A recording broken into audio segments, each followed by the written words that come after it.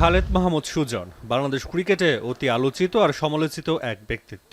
তবে বর্তমান সময়ে ক্রিকেটারদের যখন মাঠ থেকে বিদায়ের কোনো নজির নেই, সেই কাজটাই সুজন করে দেখিয়েছেন ১৯ বছর আগে বগুড়ায় শ্রীলঙ্কার বিপক্ষে প্রথম ওয়ানডেতে। আধুনিক ক্রিকেটে যদিও খুব একটা দেখা যায় না এমন চিত্র।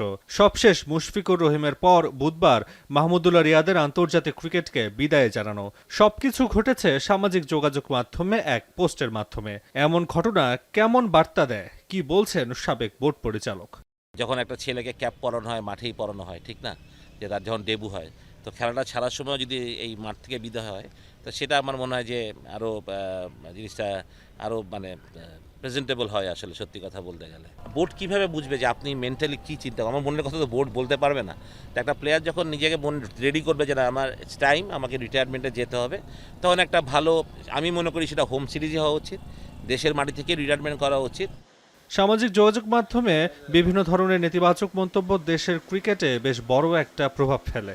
দর্শক থেকে ভক্ত সবাইকে ছাপিয়ে মাঝে মধ্যে এতে গা ভাসান ক্রিকেটার এবং তাদের পরিবারের সদস্যরাও। ক্রিকেটের স্বার্থে ব্যাপারগুলোতে সতর্ক থাকার কথা জানান সুজন।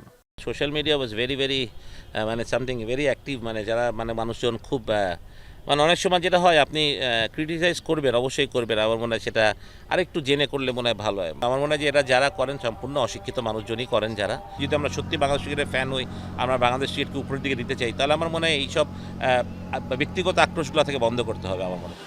বিসিবি বরাবরই বলে তারা চায় মাঠ থেকে বিদায় দিতে ক্রিকেটারদের, তবে বাস্তবে তার কোনো প্রমাণ দৃশ্যমান হয়নি এখনো। এমনভাবে যদি চলতে থাকে তাহলে ভবিষ্যৎ ক্রিকেটারদের জন্য কখনোই ভালো কিছু বয়ে আনবে না, এমনটাই মত সংশ্লিষ্টদের। তাসওয়া নাফি, এখন, ঢাকা।